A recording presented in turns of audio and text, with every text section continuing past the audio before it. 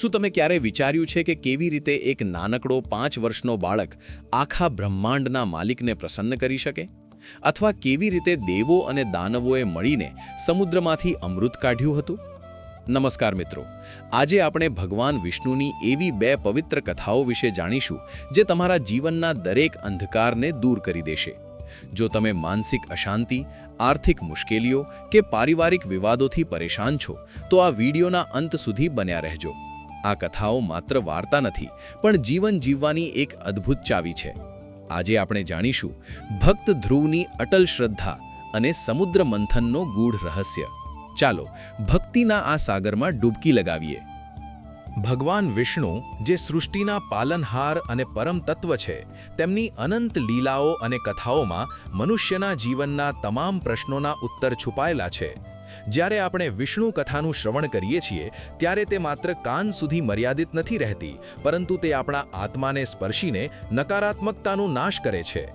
આજના યુગમાં જ્યારે માણસ માનસિક તણાવ, આર્થિક સંકટ અને પારિવારિક કલેશથી ઘેરાયેલો છે, ત્યારે આ પવિત્ર કથાઓ એક આશાનું કિરણ બનીને આવે છે. શાસ્ત્રોમાં વર્ણન છે કે જે ક્ષણે મનુષ્ય શ્રદ્ધાપૂર્વક પ્રભુ નારાયણનું સ્મરણ કરે છે, તે જ ક્ષણે તેના ભાગ્યના બંધ દરવાજા ખુલવા લાગે છે. ભગવાન વિષ્ણુ એટલે પરમ શાંતિનું સ્વરૂપ, જે ક્ષીરસાગરમાં શેષનાગ પર બિરાજમાન હોવા છતાં આખા બ્રહ્માંડનું સંચાલન અત્યંત સહજતાથી કરે છે. તેમની આ સહજતા આપણને શીખવે છે કે ગમે તેટલી મુશ્કેલીઓ હોય, જો મન સ્થિર અને પ્રભુમય હોય તો દરેક યુદ્ધ જીતી શકાય છે. પ્રભુના અનંત અવતારો અને તેમની ભક્ત વત્સલતાના અનેક ઉદાહરણો ઇતિહાસમાં નોંધાયેલા છે, જેમાંથી ભક્ત ધ્રુવની કથા એ વાતનો પુરાવો છે કે શ્રદ્ધામાં ઉંમરનું કોઈ બંધન નથી હોતું, માત્ર નિષ્ઠા હોવી જોઈએ. ભક્ત ધ્રુવની કથાની શરૂઆત એક એવા સંઘર્ષથી થાય છે જે આજે પણ ઘણા ઘરોમાં જોવા મળે છે: અપમાન અને અન્યાય. રાજા ઉત્તાનપાદના પુત્ર ધ્રુવને જ્યારે તેની સાવકી માતા સુરુચિએ પિતાના ખોળામાંથી ઉતારી મૂક્યો અને કડવા વેણ કહ્યા, ત્યારે તે બાળકનું હૃદય છિન્ન ભિન્ન થઈ ગયું હતું. સુરુચિએ કહ્યું હતું કે જો તારે પિતાના પ્રેમ અને સિંહાસન પર અધિકાર જોઈએ, તો તારે ભગવાન વિષ્ણુની આરાધના કરીને મારા ગર્ભમાં ફરી જન્મ લેવો પડશે. અપમાનિત થયેલો ધ્રુવ રડતો રડતો પોતાની સગી માતા સુનીતિ પાસે ગયો. માતા સુનીતિએ દુઃખમાં પણ ધૈર્ય ન ગુમાવ્યું અને ધ્રુવને એક અદ્ભુત સત્ય સમજાવ્યું. તેણે કહ્યું કે જે મનુષ્યનો ત્યાગ કરે છે, તેનો સ્વીકાર જગતનો નાથ વિષ્ણુ કરે છે.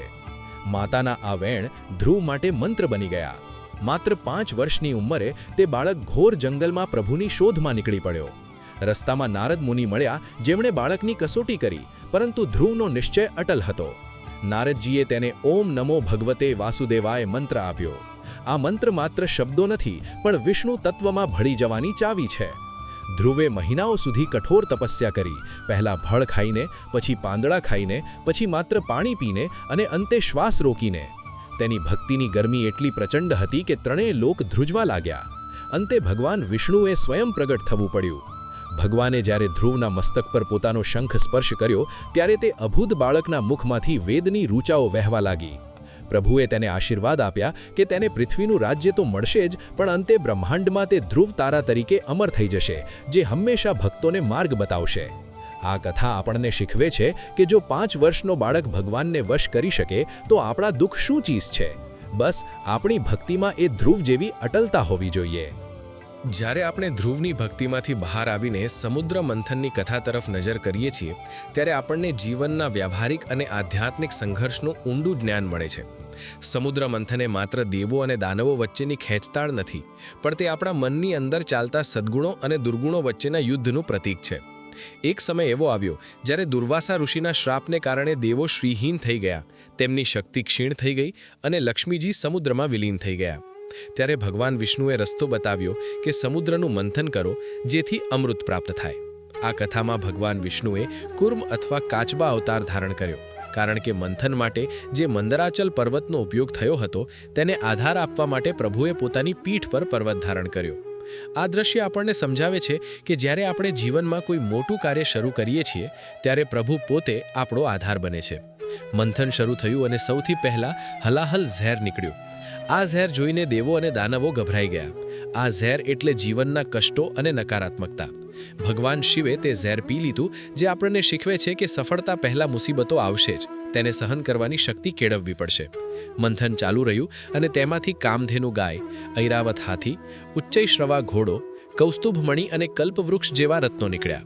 આ તમામ રત્નો ઐશ્વર્યના પ્રતીક છે, પણ દેવોનું લક્ષ્ય તો અમૃત હતું. અંતે સમુદ્રમાંથી દેવી લક્ષ્મી પ્રગટ થયા. સૌંદર્ય અને સમૃદ્ધિના દેવી લક્ષ્મીજીએ પોતે જ ભગવાન વિષ્ણુના ગળામાં વરમાળા પહેરાવીને તેમનો વરણ કર્યો, કારણ કે પ્રભુ વિષ્ણુ વિકાર રહિત અને શાંત છે. આ દ્રશ્ય ખૂબ જ ગહન છે. જે મનુષ્ય શાંત અને ધૈર્યવાન હોય છે, લક્ષ્મીજી સ્વયં તેની પાસે આવે છે. ત્યારબાદ ધન્વંતરી દેવ અમૃત કુંભ લઈને પ્રગટ થયા. અસુરો અમૃત લઈને ભાગ્યા, ત્યારે વિષ્ણુ ભગવાને મોહિની રૂપ ધારણ કર્યું. પ્રભુનું આ મનમોહક સ્વરૂપ અસુરોને માયામાં નાખવા માટે હતું. ભગવાને અસુરોને મોહિત કર્યા અને દેવોને અમૃત પીવડાવી તેમને અમર કરી દીધા. આ કથાનો આધ્યાત્મિક સાર એ છે કે આપણું શરીર એ સમુદ્ર છે, આપણી બુદ્ધિ એ મંદરાચલ છે અને આપણો પ્રાણ એ વાસુકી નાગ છે. જ્યારે આપણે જ્ઞાન અને ભક્તિથી આપણા અંતરાત્માનું મંથન કરીએ છીએ, ત્યારે પહેલાં ખરાબ વિચારોનું ઝેર નીકળે છે અને અંતે ભક્તિનું અમૃત પ્રાપ્ત થાય છે. જે મનુષ્ય આ કથાને સમજી લે છે, તેના જીવનમાંથી દરિદ્રતા અને ભય હંમેશ માટે નષ્ટ થઈ જાય છે. ભગવાન વિષ્ણુની આ બંને કથાઓ, ધ્રુવની શ્રદ્ધા અને સમુદ્ર મંથનનો સંઘર્ષ, આપણને એ જ શીખવે છે કે જીવનમાં ગમે તેવી વિષમ પરિસ્થિતિ હોય, પ્રભુના શરણમાં જવાથી બધું જ શક્ય છે. વિષ્ણુ શબ્દનો અર્થ થાય છે વ્યાપક, જે કણે કણમાં વસેલા છે. જ્યારે આપણે કહીએ છીએ કે બધા દુઃખ ખતમ, ત્યારે તેનો અર્થ એ છે કે ભક્તિ આપણને એ માનસિક તાકાત આપે છે કે દુઃખ આપણને સ્પર્શી શકતું નથી. વિષ્ણુ સહસ્ત્ર નામમાં પ્રભુના 1000 નામોનું વર્ણન છે, જેમાં શાંતાકારમ ભુજગશયનમ એટલે કે સાપ પર સૂવા છતાં જે શાંત છે, તેવા પ્રભુ આપણને જીવનમાં સ્થિરતા આપે છે. આ કથા સાંભળનારા ભક્તોએ હંમેશા યાદ રાખવું જોઈએ કે ભગવાન વિષ્ણુ માત્ર વૈકુંઠમાં જ નથી, પણ તે તમારા વિશ્વાસમાં છે. જ્યારે તમે અસહાય હો, ત્યારે ગજેન્દ્રની જેમ પોકાર કરશો તો તે ગરુડ પર સવાર થઈને આવશે. જ્યારે તમારા સન્માનની વાત આવશે, ત્યારે પ્રહલાદ માટે થાંભલો ચીરીને નરસિંહ બનીને આવશે. અને જ્યારે ધર્મની સ્થાપના કરવાની હશે, ત્યારે કૃષ્ણ બનીને ગીતાનું જ્ઞાન આપશે.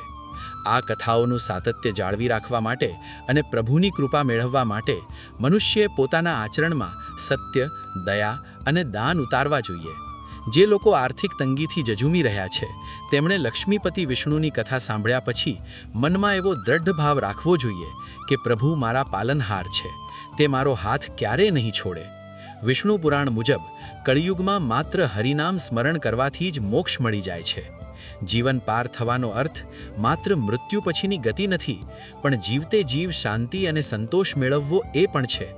જે વ્યક્તિ વિષ્ણુ કથામાં મન પરોવે છે, તેના ઘરમાંથી નકારાત્મક ઊર્જા, વાસ્તુદોષ અને પિતૃદોષ જેવી સમસ્યાઓ ધીરે ધીરે દૂર થવા લાગે છે. આ કથાઓ આપણને જોડે છે, આપણને પ્રેમ અને ક્ષમા શીખવે છે. ધ્રુવે જે રીતે પોતાની સાવકી માતાને પણ માફ કરી દીધી અને પ્રભુ પાસે માત્ર ભક્તિ માગી, તે આપણને અહંકાર ત્યજવાનો સંદેશ આપે છે.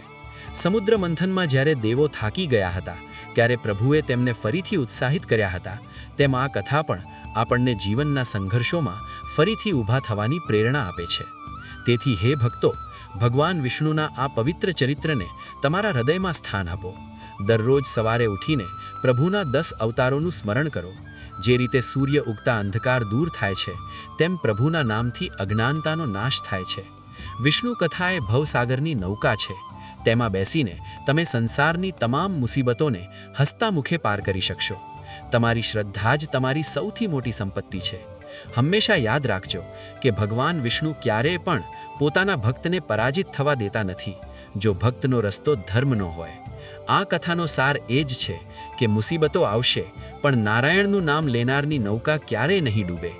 ભક્ત ધ્રુવની જેમ અટલ બનો અને સમુદ્ર મંથન જેવો પરિશ્રમ કરો. સફળતાનું અમૃત તમારા કદમોમાં હશે. આ કથા સાંભળ્યા પછી તમારા મનમાં એક નવી ઊર્જાનો સંચાર થશે, જે તમને તમારા ધ્યેય સુધી પહોંચાડશે. પ્રભુ વિષ્ણુ સર્વનું કલ્યાણ કરે, સર્વને સુખ, સમૃદ્ધિ અને પરમ શાંતિ અર્પે, એવી જ પ્રાર્થના. પ્રભુના ચરણોમાં શરણાગતિ એ જ સુખી જીવનનું રહસ્ય છે. આ અનંત કથાનો પ્રવાહ હંમેશા તમારા જીવનમાં વહેતો રહે અને તમને સત્યના માર્ગે દોરતો રહે. જય શ્રી હરિ, જય લક્ષ્મી નારાયણ. જીવનના તમામ દુઃખોનો અંત લાવનાર વિષ્ણુ ભગવાનની જય. ભગવાન વિષ્ણુની લીલાઓ તો અનંત છે અને જે કોઈ આ લીલાઓનું ગાન કરે છે તે પરમ ગતિને પ્રાપ્ત કરે છે. મિત્રો, આ બે કથાઓ સાંભળ્યા પછી તમને શું લાગે છે?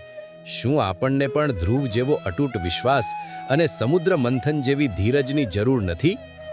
કોમેન્ટ કરો. જો તમને આ કથાઓ ગમી હોય તો નીચે કોમેન્ટમાં જય હો પાલનહાર લખવાનું ભૂલશો નહીં. લાઈક અને શેર. આ વિડીયોને તમારા પરિવાર અને મિત્રો સાથે શેર કરો, જેથી તેમના જીવનમાં પણ ભક્તિનો પ્રકાશ ફેલાય. ભગવાન વિષ્ણુની આ કથાઓનું શ્રવણ માત્રથી મન પવિત્ર થાય છે. જે ઘરમાં આ કથા ગુંજે છે ત્યાં આર્થિક સંકટ ક્યારેય નથી આવતું. ભગવાન વિષ્ણુના આશીર્વાદ મેળવવા માટે દરરોજ ઓમ નમો ભગવતે વાસુદેવાયનો 108 વાર જાપ કરો. યાદ રાખજો, તમે એકલા નથી, જગતના નાથ તમારી સાથે છે. જો તમને આ કથા પસંદ આવી હોય તો અમારી ચેનલને સબસ્ક્રાઇબ કરો અને બેલ આઇકન દબાવો, જેથી આગામી પવિત્ર કથાઓ તમારા સુધી સૌથી પહેલા પહોંચે. ભગવાન વિષ્ણુ તમારી દરેક મનોકામના પૂર્ણ કરે અને તમારા બધા દુઃખ દૂર કરે એવી પ્રાર્થના. જય શ્રી હરિ.